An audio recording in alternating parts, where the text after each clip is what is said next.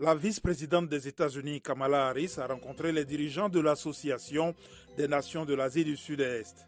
Mais une chaise vide portant le drapeau du Myanmar indiquait clairement l'urgence pour Naypyidaw de revenir à la démocratie, un message martelé par Mme Harris.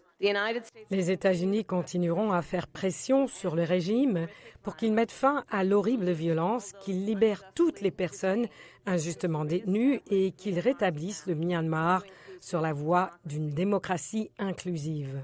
En début de semaine, les dirigeants de l'ASEAN ont annoncé que les Philippines vont remplacer le Myanmar en 2026 à la présidence tournante de l'organisation en raison de l'effusion de sang qui a accompagné le coup d'État de 2021.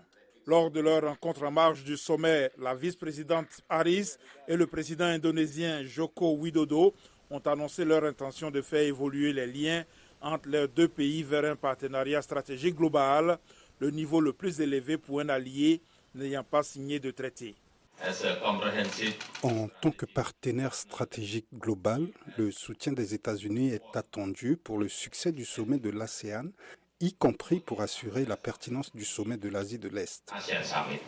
La visite de Mme Harris intervient à un moment où les rivalités géopolitiques sont à un point culminant et où les tensions s'accroissent dans la région.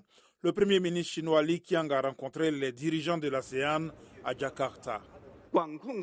Pour maîtriser les différends, il est essentiel aujourd'hui de s'opposer au choix d'un camp, à la confrontation des blocs et à une nouvelle guerre froide. Les différences et les différends entre les pays doivent être traités de manière appropriée. Le sommet de l'ASEAN s'est terminé par un dîner de gala qui s'est déroulé en plein air dans un parc de la ville, malgré le récent pic de fumée toxique dans le ciel de Jakarta. Ce jeudi, les dirigeants ont ouvert un autre sommet, celui de l'Asie de l'Est, qui comprend l'ASEAN et ses partenaires, les États-Unis, la Chine, la Russie, l'Australie, l'Inde, le Japon, la Nouvelle-Zélande et la Corée du Sud.